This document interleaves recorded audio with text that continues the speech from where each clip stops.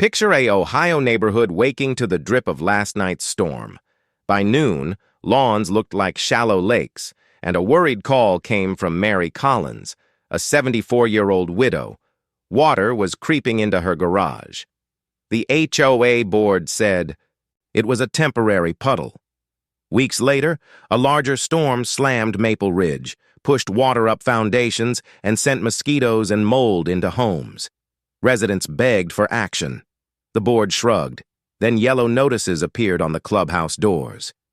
The city had issued violations. Today I'll tell you how a community got ignored, found its voice, and turned everything around.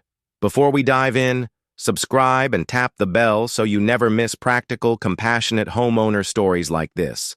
If you find this helpful, share it with a neighbor and leave your questions below.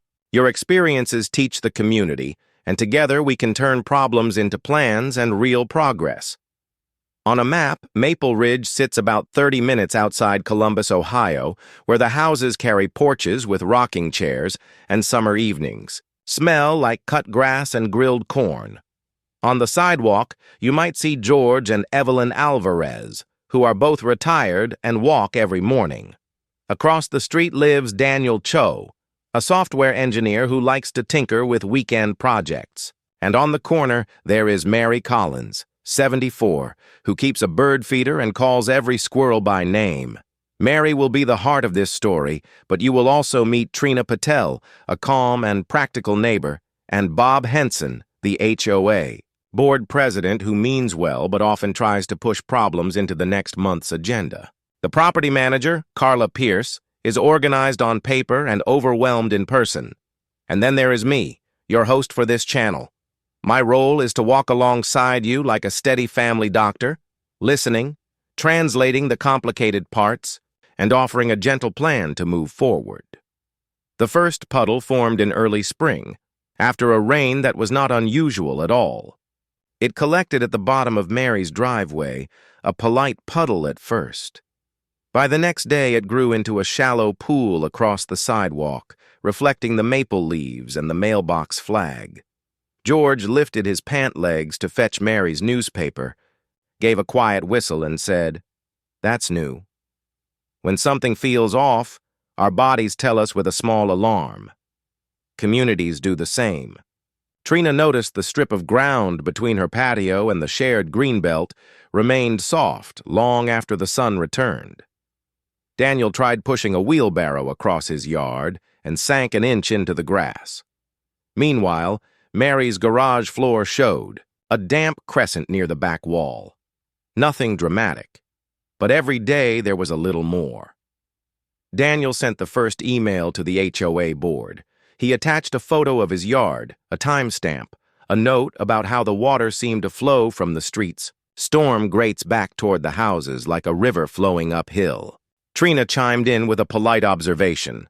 The swale between lots 8 and 9 was no longer a swale. It was flat. The ground had settled, the grass had grown high, and the shallow channel designed to carry water away had disappeared.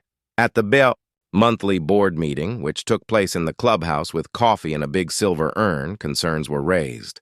Bob Henson thanked everyone and shrugged. "It's Ohio," he said. "We get rain."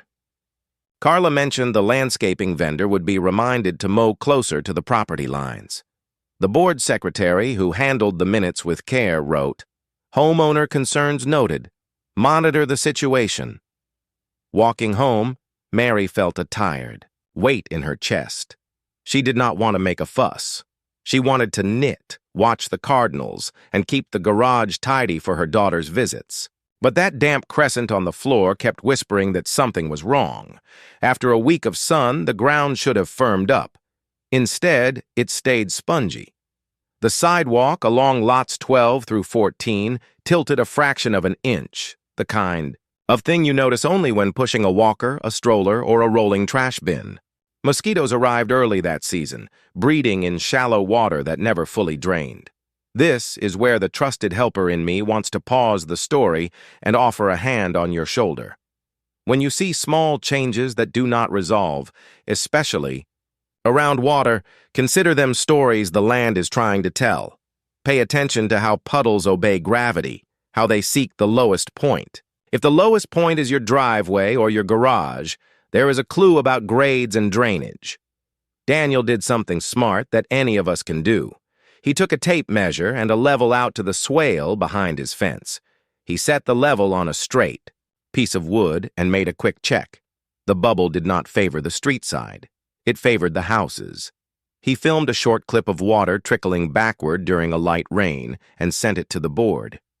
Trina printed the emails and photos and slid them into a folder. Mary wrote a short note on a lined card. "Damp in garage again?"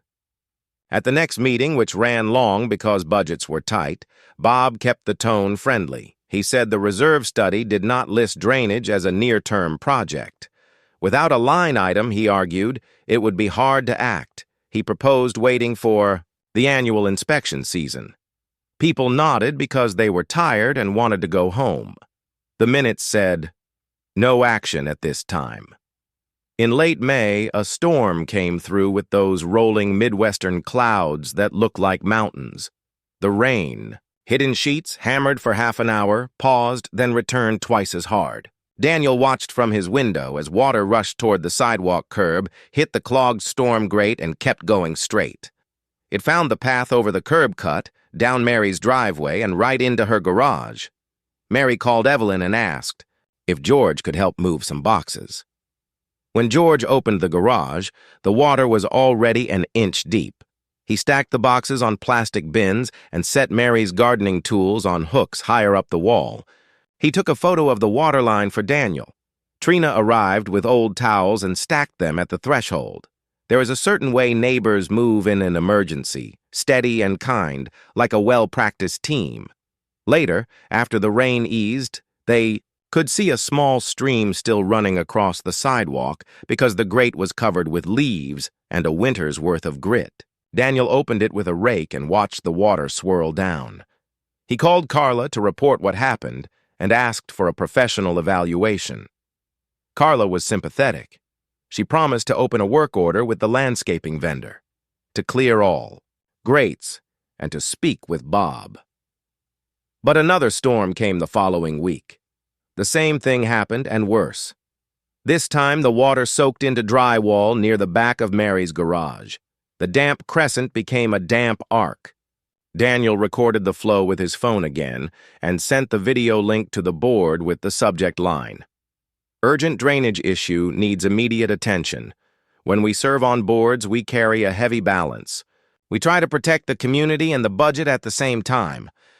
But sometimes the two goals argue with each other." The Maple Ridge board gathered for an emergency meeting. The clubhouse smelled like wet umbrellas and coffee. Bob opened by acknowledging the reports. He then emphasized the reserve budget. He slid a spreadsheet across the table. Carla read from the management contract. Routine maintenance was included, but grading and drainage projects were capital items that required board approval. The landscaping vendor had cleared the grates, yes, but the water still flowed toward the homes. That meant the problem was not leaves. It was design and settled ground. A homeowner in the back, Sharon Blake, raised her hand and spoke softly. She said her insurance agent warned that repeated water intrusion could lead to mold, and that mold was not a simple cleanup. She worried about her allergies and about Mary's health. The room went quiet. Bob thanked everyone and proposed a motion to monitor one more storm to collect more data before making decisions that could affect dues. A few board members looked relieved. Most people nodded. There were no raised voices, just a tired acceptance. The motion passed. Daniel closed his eyes for a second as if he had felt a small door close. Outside, in the parking lot, Trina told Daniel she would start calling civil engineers in the morning just to get quotes. They were not sure the board would approve, but it seemed better to be ready. Mary excused herself and went home early. Later that night, she put a towel in the crack under her garage door and tried to fall asleep to the soft ticking of her wall clock. The next storm did not monitor. It roared. Rain hammered so hard that every conversation felt like shouting. By midnight, water had reached 2 inches in Mary's garage and crept into the laundry closet. The bottom of a cardboard box softened and gave way, and old photos spilled onto the concrete. Mary's breath hitched. She picked up as many as she could, but some stuck to the floor in a thin gray paste. Daniel and George arrived with headlamps, moved the washer forward, and propped up the door on a brick. The next morning, several residents called the city's 311 line to report street flooding. A city inspector named Alicia Monroe arrived that afternoon. She wore a bright vest, carried a clipboard, and spoke with the calm tone of someone who has seen both panic and progress. She listened to the homeowners, took photos of the storm grates, and measured the slope at the curb cut. She walked the retention pond behind the clubhouse and noted the tall grass and the clogged outfall. 2 days later, yellow notices appeared on the clubhouse door and in the mailboxes of the HOA board.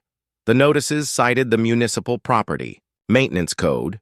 Drainage systems must be maintained so that water is conveyed to approved areas, not toward structures or onto neighboring properties in a way that creates damage or a public health hazard. The retention pond was overgrown. The outfall was obstructed. Silt had migrated into the storm drains. There was a deadline for corrective action, 30 days, and a note about fines that could accrue per day after that. Mary read the notice and felt both afraid and oddly relieved. For the first time, someone with authority had said out loud what she felt. The water should not be here. Papers can feel heavy when they arrive with a deadline and a code section number. The board met in private with Carla to discuss the notice. They invited the city inspector to the next open meeting, and Alicia agreed. On the night of that meeting, the room filled beyond the usual chairs. People stood in the hallway. You could sense a mix of worry and hope. Alicia explained the violations in simple terms. The system here is designed to move water along a set path. Parts of that path have failed. You have water moving where it should not. That is a maintenance issue that must be corrected. This is not punishment. Think of it as an early warning. The sooner you respond, the easier it is to fix. Bob asked whether fines could be waived if the association showed progress. Alicia said yes. The city was not interested in punishing people who took responsibility. She advised a professional assessment by a licensed engineer and a clear plan. Then she thanked the room and left a card. What followed was a difficult hour. Some homeowners wanted to replace the board. Others wanted immediate contractors hired. A few worried about assessments. One man shouted. But then George stood. He is not the shouting type. He spoke softly about Mary's garage, about the wet photos, and about the quiet pride people carry in their homes. "We are neighbors first," he said. "Let us fix what we can fix. Then we can decide about politics later." Calm returned. Trina presented 2 engineer proposals she had gathered. The board agreed to hire Blue River Civil to perform a drainage study with a fast turn. She also suggested that Daniel and Sharon join a small working group to review results and communicate with neighbors. Bob nodded, and that became the first step toward repair. A week later, Blue River Civil arrived with clipboards, rod and level, and calm voices. The project manager, Janet Fields, showed up early. She knocked on Mary's door first. "We are going to be measuring grades and looking at where the water is going," she said. "If it is okay, I would like to see your garage." Mary led her in. The engineer examined the water line, asked a few questions, and then stepped outside. Janet explained that water behaves like a person seeking the easiest way downhill. When the ground settles, the easy way can change. She traced a path with her finger from the curb cut to the driveway to the garage and nodded. The team measured the swales. They mapped 2 low spots that trapped water between homes. They opened a cleanout and found silted pipe. They scanned the retention pond with a laser level and found the outfall 3 inches higher than it should be. That meant the pond could not empty fully, like a sink with a stubborn clog. Blue River's report was clear and kind.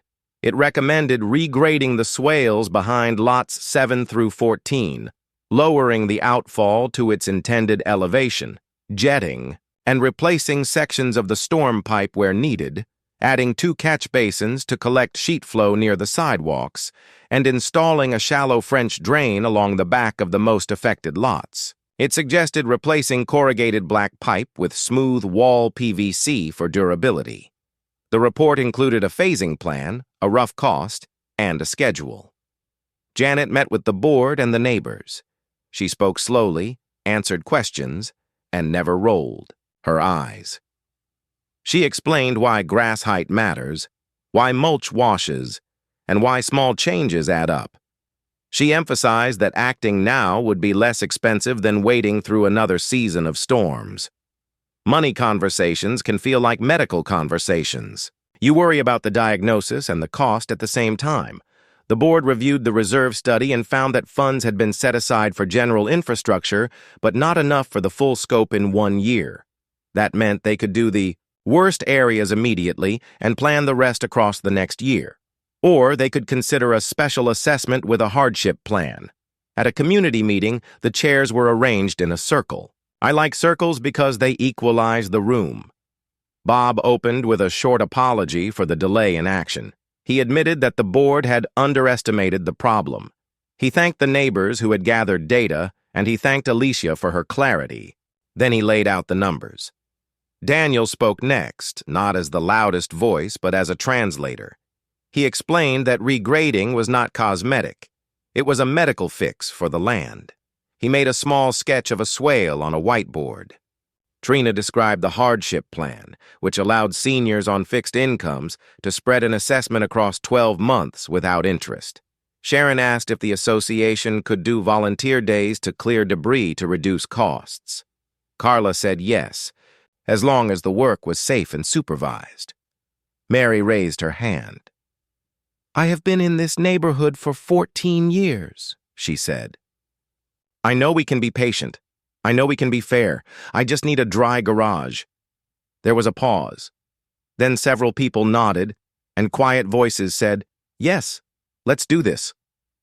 The board voted to authorize the first phase immediately, to accept the hardship plan, and to schedule a town hall with the engineer. Alicia updated the city with the association's plan and asked for a pause on fines pending progress. The city agreed. Construction began on a Monday. Cones marked off sections of road near the storm grates. Workers set up a temporary fence near the retention pond. They posted a schedule in the clubhouse and emailed daily updates. Carla coordinated access for backyards and reminded everyone to move patio furniture. Daniel offered to help tech-shy neighbors sign up for alerts, which matters more than we think. Blue River's crew started with the outfall. Lowering it seemed dramatic at first, but they explained that this restored the original design, allowing the pond to drain fully and then hold storm water during peak flow. They placed riprap stones at the pipe to slow exiting water and reduce erosion. They trimmed the tall grass and planted native plants with deeper roots to stabilize the banks. Next came the swales. The crew scraped away sod, added a small layer of soil, and reshaped the paths so that water would run behind the homes toward the pond rather than toward driveways. They tested the slope with a level, then with a hose. There is a quiet joy in watching water behave the way it should. Catch basins went in near the worst sidewalk dips. The new basins had grates designed to resist clogging. The crew connected them to the storm line with smooth PVC. At Mary's property, they installed a shallow French drain just inside the fence line. It looked like a gravel stripe at first, and then disappeared under new sod. It was not a moat or a trench. It was a small, purposeful path under the surface, a way for water to find its way home. While machines moved soil, the community moved with care. Volunteers gathered on a Saturday to clear leaves from the rest of the storm grates, trim bushes that overhung sidewalks, and pick up the stray trash that always seems to gather near fences. Trina brought muffins. George set up a folding table with water and a first aid kit. Carla signed waivers and smiled more than anyone had seen in months.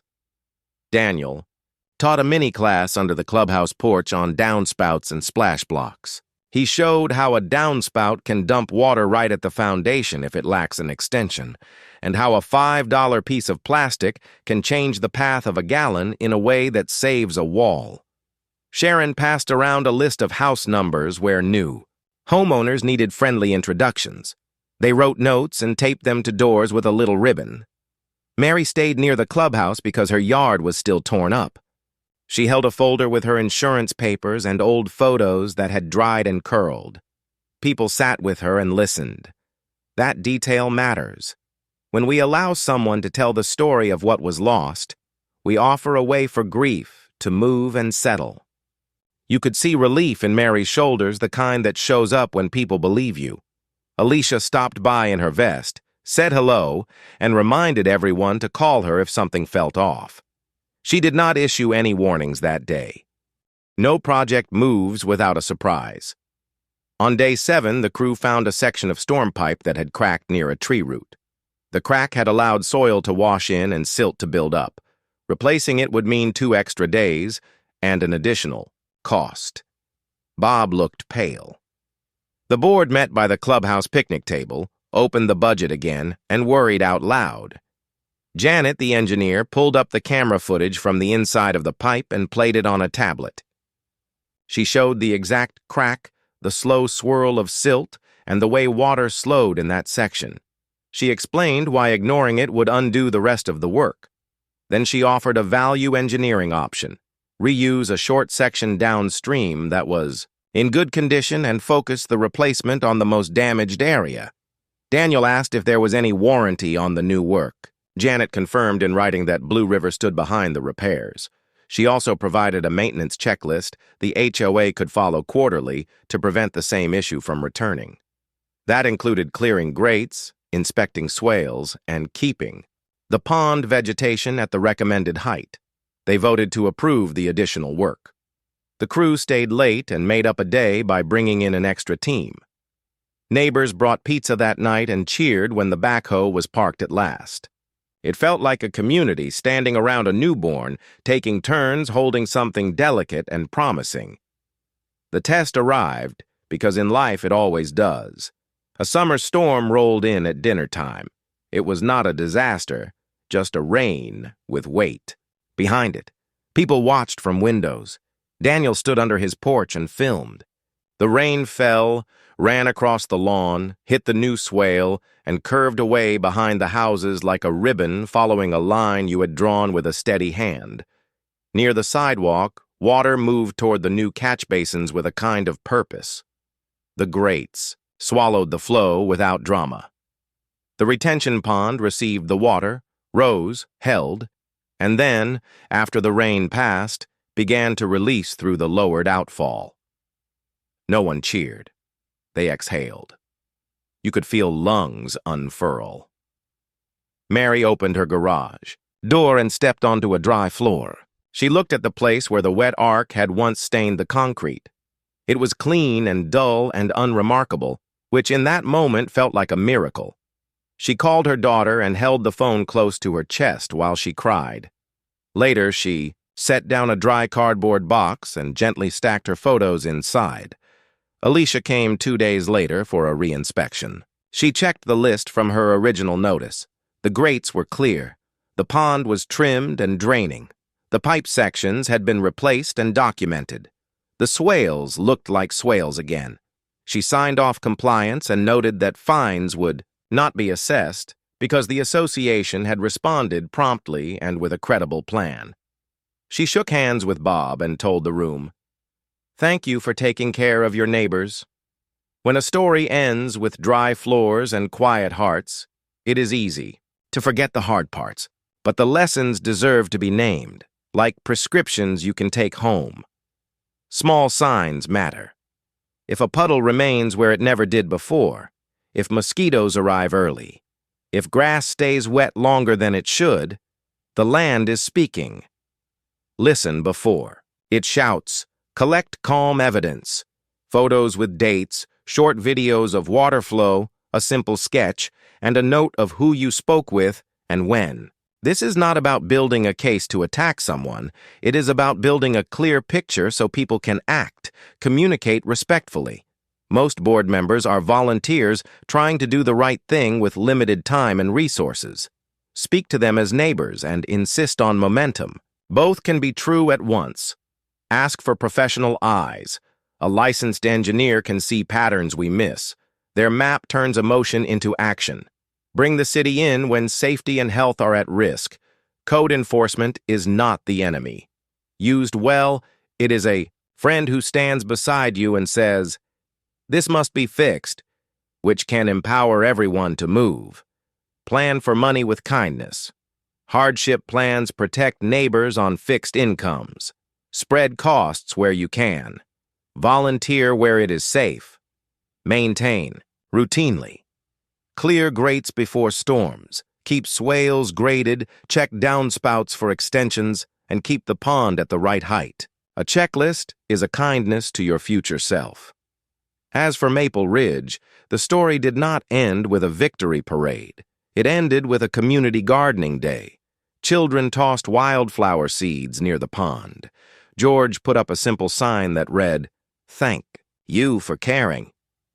Bob decided not to run for another term and encouraged Trina to step in. Daniel joined the board to help with infrastructure. Carla streamlined maintenance reminders. And Mary, she hung a small photo in her garage of that dry floor. A reminder that when people see you, hear you, and stand with you, even the heaviest rain can become simply weather.